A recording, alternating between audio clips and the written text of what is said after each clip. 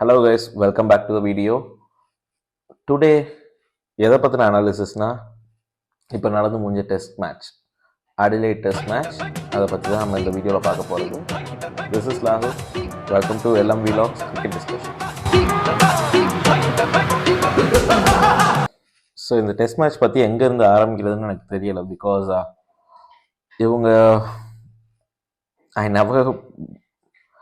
I never expected that India will lose in this match in this way particularly. But India lose ஆவாங்கன்னு தெரியும். ஆனால் இந்த மாதிரி ஒரு loss இருக்குன்னு நான் எதிர்பார்க்கவே இல்லை. பிகாஸ் ஏன் லூஸ் ஆவாங்கன்னு நான் எதிர்பார்த்தேன்னா, this is a pink ball test match and India doesn't have that much of experience in pink ball and that much of a good results in pink ball also. India toss win பண்ணாங்க, first batting எடுத்தாங்க, எல்லாமே okay. டே 1ல் up to end நல்லாவே போய்கிட்டு இருந்துச்சு. At one stage it was around 60 runs for 1 wicket or 2 wicket if I'm not wrong. நான் இதை பற்றி அன்றைக்கே பேசணும்னு நினச்சது ஃபர்ஸ்ட் டே முடிஞ்சோடனே. பட் ஃபர்ஸ்ட் டே முடியும் போது இருந்த சுச்சுவேஷன் பேசுகிற அளவுக்கு இந்தியா அந்த சுச்சுவேஷன் வச்சுக்கல. Because at the end of day 1 they lost almost half a side if I'm not wrong, and they can only manage to post 180 on the board. வெறும் 180 runs போர்டில் post பண்ணாங்க. that's a below average score. அதுக்கடுத்து Australia first innings ஆட வரும்போது they lost their openers but for a pretty decent run around they lost their first wicket around 24, and then there was a big gap. McSweeney and லாபுஷனே ரெண்டு பேரும் நின்று ஒரு solid partnership கொடுத்துட்டாங்க. ஒரு 91 for 2ங்கிற ஸ்டேஜுக்கு அவங்களுக்கு செகண்ட் விக்கெட் போச்சு. Then third wicket gone very easily. Steven Smith out ஆகிட்டார். வழக்கம் போல் அவர் பெருசாக ஸ்கோர் கார்டு டேமேஜ் பண்ணாமல் Steven Smith caught out. And then come the headache for India. ஹெட் ஏக்னு நான் யாரையுமே சொல்லலை, டிராவிஸ் ஹெட்டை தான் சொல்கிறேன். ஸோ ஹெட் அந்த 140 அடிக்கிறதுக்கான காரணம் என்ன தெரியுமா? அவங்களுக்கு அதுக்கு முன்னாடி அவங்க டீம் பார்ட்னர்ஸ் 2 பேர் அந்த ஹெல்ப் பண்ணி கொடுத்தாங்க, பாலை ஹோல்ட் பண்ணி கொடுத்தாங்க, அவரோட பேட்டிங்கை டிலே பண்ணி கொடுத்தாங்க. என்னன்னா, முந்தின நாள் மெக்ஸ்வென்னையும் லபுவும் அந்த லைட்டுக்கு அடியில் ஆடின அந்த ஒரு 20 to 30 ஓவர்ஸ், அந்த ஒரு 80 runs 90 runs ப்ராபப்ளி அவங்க 2 பேருக்கும் சேர்ந்து பார்ட்னர்ஷிப் போட்டு கொண்டு வந்தது. அந்த ரன்ஸை ப்ளஸ் அவங்க ஸ்டெப் அப் பண்ணிக்கிட்டாங்க அந்த இடத்துல.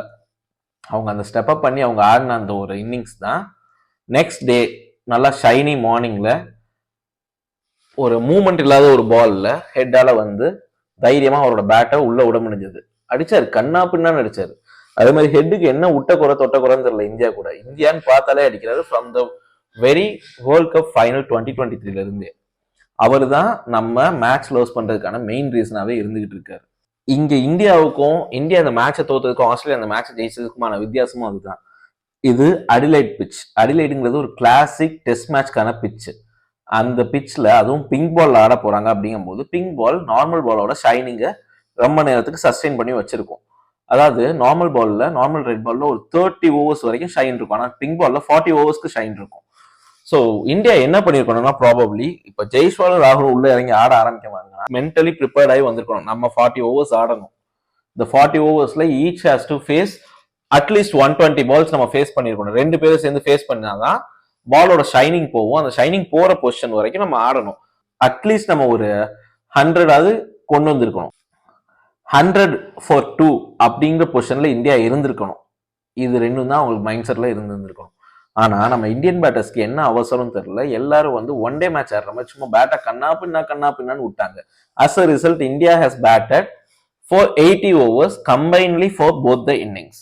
ஸோ என்ன ஆயிடுச்சு, இந்தியாவோட பொசிஷன் எப்படி இருக்குன்னா, அந்த 40 overs தாண்டினா இந்தியாவோட ஸ்கோர் பண்ண முடியும். எந்த டீம்னாலும் இந்த 40 overs தாண்டிட்டா அந்த ஷைன் போன பால்ல ஸ்கோர் பண்ணிட முடியும்னு இருக்கும்போது India has batted only for 80 overs that to combine in both the innings. So 2 இன்னிங்ஸ்லயும் அவங்களால அந்த 40 ஓவர் மார்க்கை கிராஸ் பண்ணவே முடியல. அதுக்குள்ள எல்லாரும் அவங்களோட விக்கெட்ஸை ஆஸ்திரேலியாவுக்கு தூக்கி கொடுத்துட்டு வந்துட்டாங்க. இந்த மேட்ச் தோற்றதுக்கு இன்னொரு one of the main reason, நம்ம என்னைக்குமே ஒரு எக்ஸ்பீரியன்ஸ் பிளேயரை தொடக்கூடாது. if we are touching their ego means we should make sure that we are getting over his ego. Jaiswal போன மேட்ச்ல ரொம்ப அசால்ட்டா ஸ்டார்க்கை பார்த்து உன் பால்ஸ்லாம் ஸ்லோவா வருதுன்னு சொன்னாரு. As a result Stark has shown who is Stark and why he is called as the goat of this test matches. ரொம்ப பியூட்டிஃபுல்லா போட்டு 6 விக்கெட் ஹால் எடுத்துட்டு போனாரு. அவர் எடுத்த 6 விக்கெட்ஸ்ல 3 விக்கெட்ஸ் டாப் ஆர்டர் பேட்ஸ்மேன்ஸ். அந்த 3 விக்கெட்ல ஜெய்ஸ்வாலோட விக்கெட் எக்ஸ்க்ளூட் பண்ணிட்டாலும் மீதி அவர் எடுத்த 2 விக்கெட்டும் பாத்தீங்கன்னா ஒன்னு விராட் கோலியோடது, இன்னொன்னு KL ராகுலோட விக்கெட். அவங்க 2 பேருமே எக்ஸ்பீரியன்ஸ் பேட்மேன். அவங்க 2 பேரோட விக்கெட்டையும் அவர் எடுத்திருக்காரு அப்படின்னா that is what Stark can do a damage to your team. So you better watch your mouth before you are leaving some words against an experienced and destructive player. This is what Jaiswal has to do. And then second innings ஆட வந்தாங்க. India known with the scores already. India has posted 180 and Australia has posted 337. India has to score a massive run of 130 to 140 and then they have to put a lead. 40 overs bad பண்ணணுங்கிற ஐடியாவுக்கு அவங்க அப்பயாவது வந்திருக்கணும். They didn't learn from that. They again did the same mistake and they get same result. The test match has been lost. இதுல ரொம்ப வருத்தம் அளிக்கக்கூடிய விஷயம் என்னன்னா, 2 experience batsman 2 இன்னிங்ஸ்லயும் ஒரே மாதிரி பாலுக்கு ஒரே மாதிரி விக்கெட் கொடுத்துட்டு வந்தாங்க. One is Virat Kohli and another one is Rohit Sharma, the captain, the responsible captain. He's been very irresponsible on throwing away his wicket. First I'll come to Virat Kohli. Virat Kohli வந்து ஒரு சபதம் எடுத்துட்டு வந்திருக்காரான்னு தெரியல. அந்த 100 அடிச்சதுக்கு அப்புறம் நான் வந்து 4th or 5th ஸ்டம்ப் லைன்ல எனக்கு பவுல் பண்ணா நான் விக்கெட்டை வாரி வழங்கி கொடுத்துட்டு வந்துருவேன் அப்படின்ட்டு. அது யாரா வேணாலும் இருக்கணும், ஒரு எக்ஸ்பீரியன்ஸ் பவுலரா இருக்கட்டும், இல்ல ஒரு நூப் பவுலரா இருக்கட்டும், புது பையனா இருக்கட்டும், பரவாயில்ல எனக்கு 4th or 5th ஸ்டம்ப் லைன்ல போடட்டும், ஒரு எக்ஸ்ட்ரா பவுன்ஸோட போடட்டும், நான் விக்கெட்டை நானே வந்து தாராவாத்து கொடுத்துட்டு வந்துடுறேன்னு கொடுத்துட்டு வந்துட்டாரு. 2 இன்னிங்ஸ்லயும் அதே தான் பண்ணாரு. Virat has to change his mind set. 4th or 5th stump லைன்ல போற பால நம்ம டச் பண்ணக்கூடாதுன்னு அவர் அடுத்த டெஸ்ட்ல ஒரு மைண்ட் செட்டோட ஆடணும். நான் சொல்லலை இது வந்து ஒரு பெரிய பெரிய பெரிய legend of this game Sachin தெண்டுல்கர்னு ஒருத்தர், அவர் வந்து சொல்லி வச்சு அவர் வந்து அவுட் சைட் ஆஃப் ஸ்டம்ப் பால விக்கெட் எடுக்கிறாங்கிறது தெரிஞ்சுக்கிட்டு ஒரு இன்னிங்ஸ் சிட்னியில் அவர் ஆடினதுன்னு நினைக்கிறேன் 241 ரன்ஸ் இன்னிங்ஸ். ஆஃப் சைட்ல அவர் ஆடின மொத்த ஷாட்டே 3 ஷாட். அவர் ஆஃப் சைட்ல போட்ட ஒரு பால கூட டச் பண்ணல. தட் இஸ் கால்ட் டிசிப்ளின்னு சொல்லுவாங்க. I accept that Virat Kohli is the greatest ever batsman. That all okay, ஒரு சைட்ல வச்சுக்கோங்க. But you should follow that discipline. If they are coming with a plan of 4th or 5th stump line to you, you should be aware that I am not going to touch that ball, which is going outside the off stump. Like 4th or 5th stump lineல போற அந்த பாலை நான் தொட மாட்டேன் அப்படிங்கிற டிசிப்ளினோட ஆடணும். அந்த discipline நம்ம மைண்ட்ல மென்டலா ஸ்டேபிளா இருக்கணும். I hope Virat Kohli will come with that decision from the next test match. Let's see. I'm coming to the responsible captain. The most responsible captain. என்ன சார் பண்ணீங்க? 2 இன்னிங்ஸ்லயும் ஒன்ல LBW ஒன்ல bowled, but the line and the length of the ball is the same. Bowlers தான் different. உங்களுக்கு போட்ட அந்த line and length ரொம்ப சேம், ரொம்ப exact balls. Outside off stump swing பண்றாங்க and the ball coming into the impact of the off stump and then hitting over the bails of the off stump. First inningsல அதை நீங்க உங்க லெக்ஸால தடுத்தீங்க, leg before wicket வாங்குனீங்க. Second இன்னிங்ஸ்ல that was a clean ball.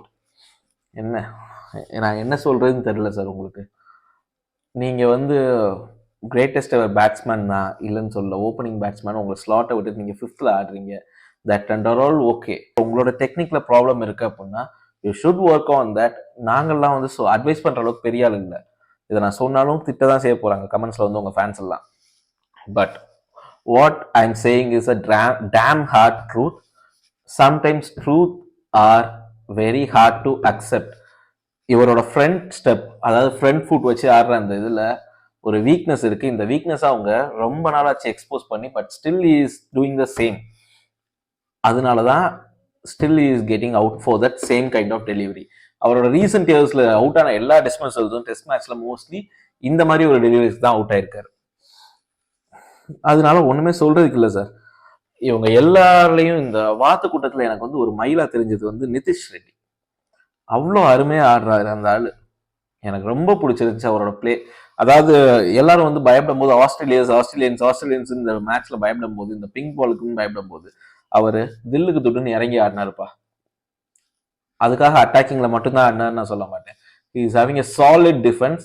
But அவருக்கு எந்த பாலை அடிக்கணும், எந்த பாலை லீவ் பண்ணணும் தெரிஞ்சிருக்கு. அடிலைட்ல ஆடும்போது ஒரு ஃபார்முலா எப்பயுமே மைண்ட்ல இருக்கணும் sir. You should respect the good balls and you should whack the bad balls. இதுதான் அடிலைட்ல ஆடுறதுக்கான theory. First 40 overs good deliveries மட்டும்தான் மேக்ஸிமம் 90% அதில் நிறைஞ்சிருக்கும். மீதிக்கு அந்த 10% வச்சு தான் நம்ம அந்த 100 to 110 ரன்ஸ் ஸ்கோர் பண்ணணும். அந்த குட் டெலிவரிஸ் 90%ல 1 or 2 விக்கெட்ஸ் விடலாம். அதுதான் மேக்ஸிமம். அதுக்கு மேல விடாம நம்ம ஹோல்ட் பண்ணி வச்சாதான் 40 ஓவர்ஸ் மார்க் முடிஞ்சோன்னா 40 to 90 அந்த 50 ஓவர்ஸ் மார்க்ல you can score. That is what Australia has done here. They have scored 337. Out of the 337, they have scored 246 runs in that 50 over gap. Where the ball got old, the ball is not moving, the ball is dead. They have used it and Travis had used it beautifully. That is where the difference between India and Australia has happened. And that is where India has lost the test match. I'm sorry. I just got emotional. I'm sorry. So India has lost the test match between that 40 to 90 overs gap. And the other concerning fact for India is lacking with the fast bowlers. If you take Indian bowling lineup, I can say Harshit Rana, Nitish Reddy, Siraj and Bumrah. Siraj has been got whacked again and again by all the batsmen who have played. He bowled on an economy of 4, the second highest economy.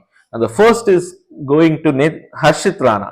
He has bowled 16 overs, he gave 86 runs and that economy rate of 5.4.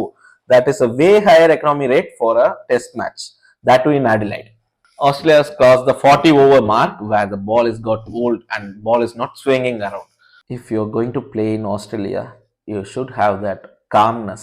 உங்களுக்கு அந்த பொறுமை வேணும். அந்த பொறுமை இல்லை அப்படின்னா ஆஸ்திரேலியாவில், அதுவும் முக்கியமா அடிலைட்ல, you cannot win a test match until and unless you were calm enough to cross that 40 over mark. And that's what exactly happened for India in first innings and their second innings, where they have got bowled out all out for 44.1 overs, and in the second innings they have got bowled out for 36.5 overs, which is way inside the 40 over mark.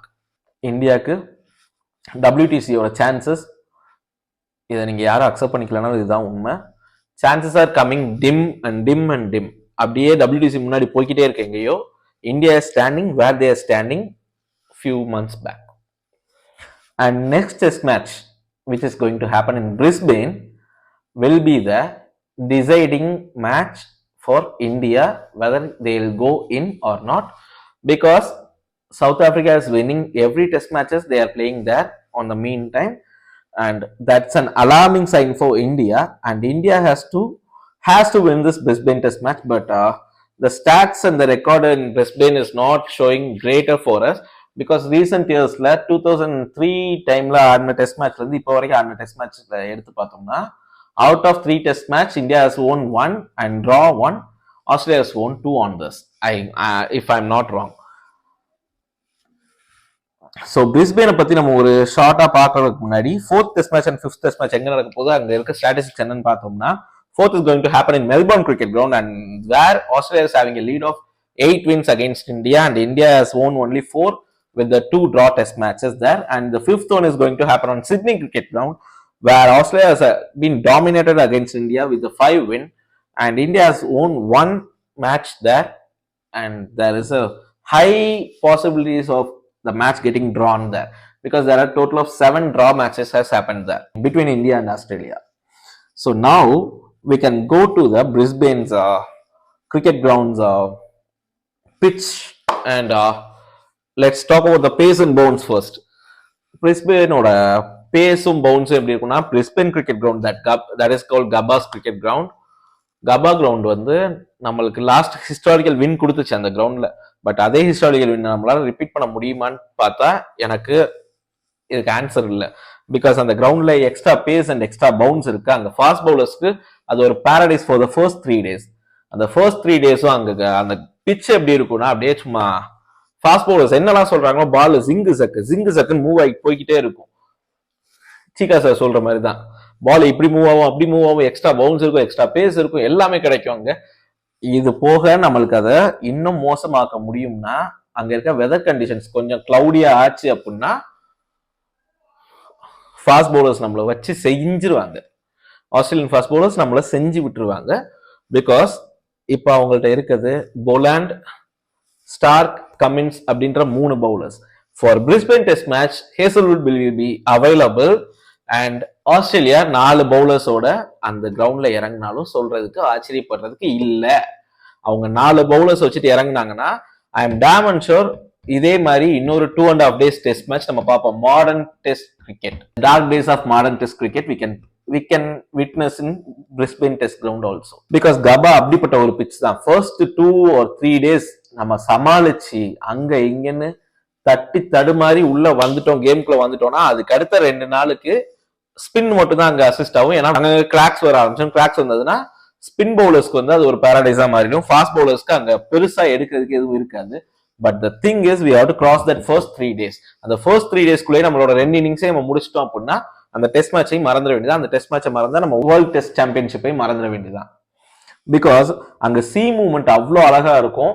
And you know about Hazlewood. நான் Poland பத்தி சொல்லவே தேவையில்ல. Poland இந்த last test மேட்ச்ல அவரோட line and length பாத்தீங்கன்னா சொல்லி வச்ச மாதிரி கயிறு கட்டின மாதிரி ஒரே லைன் லென்த் அடிச்சுக்கிட்டே இருந்தாரு. மாத்தி மாத்தி மாத்தி அங்கேயே தான் போட்டுக்கிட்டு இருந்தாரு. அப்படி இருக்க ஒரு பவுலருக்கு இந்த மாதிரி பிரிஸ்பேன் கிரவுண்ட் மாதிரி ஒரு கிரவுண்ட் கிடைச்சதுன்னா அது பாரடைஸ் தான் அவருக்கு வந்து. If Boland and Hazlewood is bowling from each and other ends, இந்தியாவை ரொம்ப ஈஸியா சொல்லிட்டு வாய்ப்பு இருக்கு. இங்க இந்தியா ஜெயிக்கிறதுக்கான கீ பாயிண்ட்ஸ் என்னன்னா, ஃபர்ஸ்ட் சேம் அடிலைட்ல சொன்ன மாதிரி தான் ஃபர்ஸ்ட் 40 overs கிராஸ் பண்ணணும். If it is a red ball means we are going to play in red ball. So first 30 to 35 overs அவங்க கிராஸ் பண்ணணும். அந்த 30 to 35 overs அவங்க கிராஸ் பண்ணும்போது 120 for 2 or 80 for 2, anything between 80 to 120 and the loss of 2 wickets will be good enough.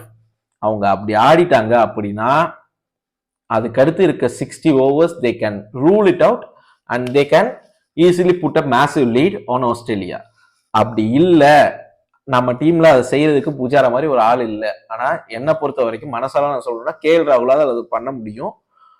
ஜெய்ஸ்வாலும் கொஞ்சம் support பண்ணி 2 பேரும் விக்கெட்ஸை விடாம hold பண்ணி அவங்களால வந்து ஒரு 25 overs கிராஸ் பண்ண முடிஞ்சிருச்சுன்னா அதுக்கடுத்து ஃபர்ஸ்ட் விக்கெட் போகுது அப்படின்னாலும் the next batsman who is coming in can take it over from there and he can hold it up on one end. First day ஒரு 3 செஷனுக்குள்ள அந்த 40 overs மார்க்கை நம்ம கிராஸ் பண்ணிடுவோம். கிராஸ் பண்ணிட்டோம் அப்படின்னா then you can start scoring it. அதுக்கடுத்து அவங்க score பண்ணலாம். பிகாஸ் என்னைக்கு அங்க வந்து பிரிஸ்பேன்ல வந்து என்னைக்கும் இல்லாமல் இந்த சம்மர் சீசன்ல மழை பெஞ்சிட்டு இருக்குன்னு சொல்றாங்க. ஸோ கிளவுடி கண்டிஷன்ஸ் எப்போ நமக்கு வந்து ஆக்குபை பண்ணணும் தெரியாது. நம்ம அந்த 40 overs மார்க்கை நம்ம கிராஸ் பண்ற வரைக்கும் நம்ம ரொம்ப கான்சியஸா ஆடணும். ஆடிட்டு அந்த 40 to 90 or 85 எந்த ஓவர்ல அவங்க நியூ பால் எடுக்கிறாங்கன்னு தெரியல, 80க்கு அப்புறம் எடுக்கிற வரைக்கும் நம்மளால ரன் ஸ்கோர் பண்ண முடியும். அந்த கிரைட்டீரியாவை நம்ம மைண்ட்ல வச்சுக்கணும். After 80 overs they have to again hold it back. யார் பேட்டிங் ஆடிக்கிட்டு இருந்தாலும் அவங்களோட urges to score runs கொஞ்சம் கண்ட்ரோல் பண்ணிக்கிட்டு they have to start leaving the balls. The good balls they have to respect it and the bad balls they can whack it off or they can defense it. Probably I will say to defense it in a new ball because ஒரு new பால்ல பவுல் பண்ணும்போது ஒரு bad பாலை கூட wicket எடுக்கக்கூடிய ஒரு ability அந்த new பாலுக்கு இருக்கு. So it's better to have a defense, solid defense against a new ball, and when the new ball gets old enough then you start whacking it off. இப்படி ஆடினாங்கன்னா 2 இன்னிங்ஸ்லயே அவங்களால நல்லா ஸ்கோர் பண்ணி ஒரு குட் லீடு வைக்க முடியும். Lead வச்சு Australia win பண்றதுக்கான chances இருக்கும். இல்ல நான் இந்த அப்ரோச் தான் நான் போக போறேன் அப்படின்னு போனாங்கன்னா it's hard to say but we can forget the world test championship finals and winning it. அதை நம்ம மறந்துட வேண்டியதுதான். It's hard to say but it's the reality, it's the fact. So this is all about the post-match analysis of Adelaide Test and the pre-match analysis of Brisbane Test. Let's see India enna பண்றாங்கன்னு. This is all about the cricket discussion today.